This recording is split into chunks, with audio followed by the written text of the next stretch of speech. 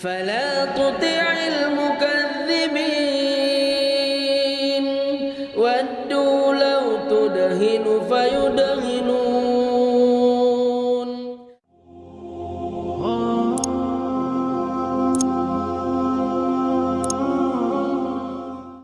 When you see Kaaba and you see all the people who come and do tawaf near Kaaba, you have a feeling that you can imagine it. It was a dream come true, and I thank God I'm a Muslim person.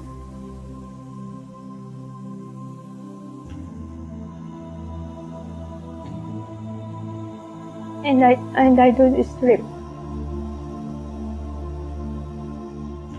First time I am on place.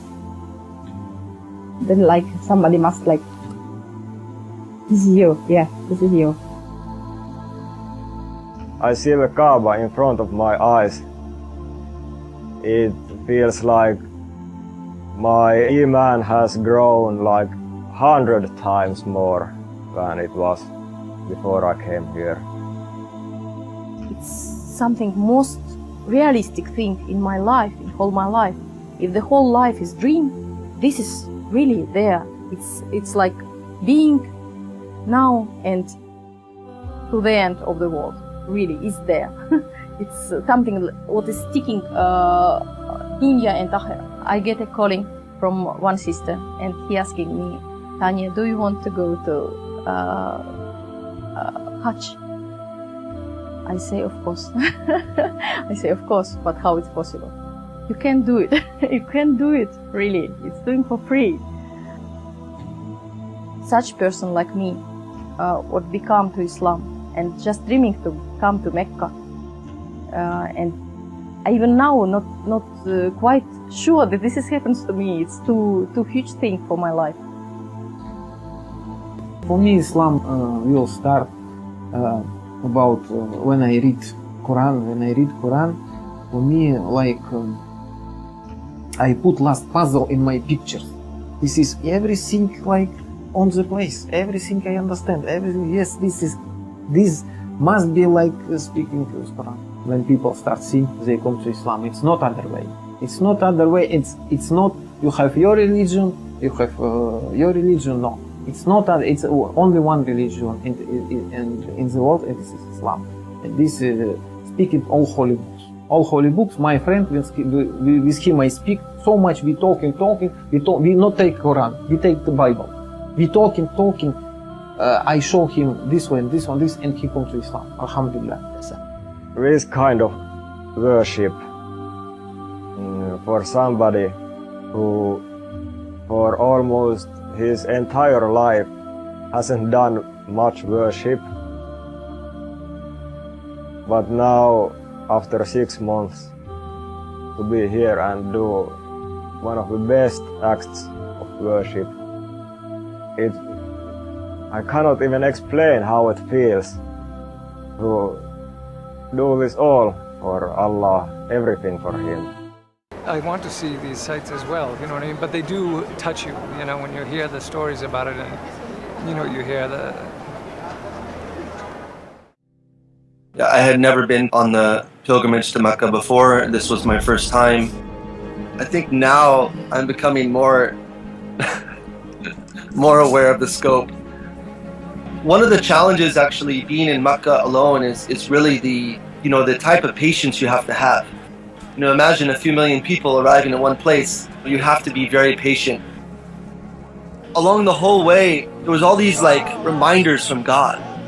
You see a lot of poverty along the way. You're reminded of how blessed you are to have what you have.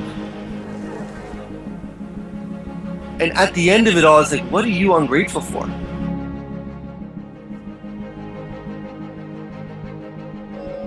It was very real. Thinking about my past, thinking about what's transpired over the past 30-something years. I felt the ecstasy, I felt the peace of heart. I felt an immense sense of peace and clarity there.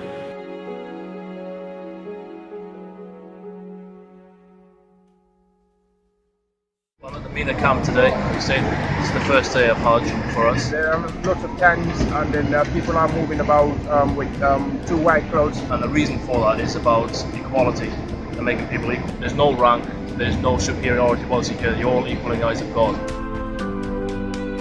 There are people here of different colors, being white, Arab, black, all over the world. They are all in one spirit. Islam shows everyone is equal in the eyes of God.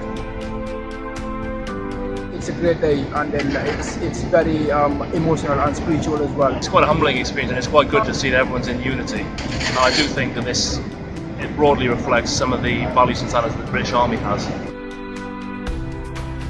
Hajj itself is not supposed to be an easy thing, it's supposed to be a trial.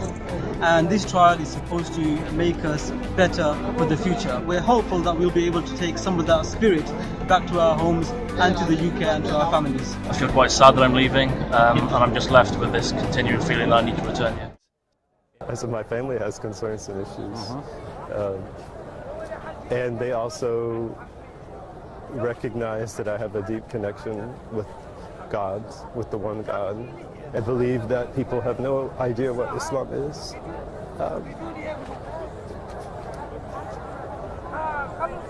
Originally from Texas, Habib now lives in California.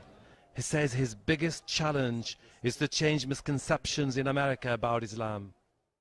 ولا تطع كل حلاف مهين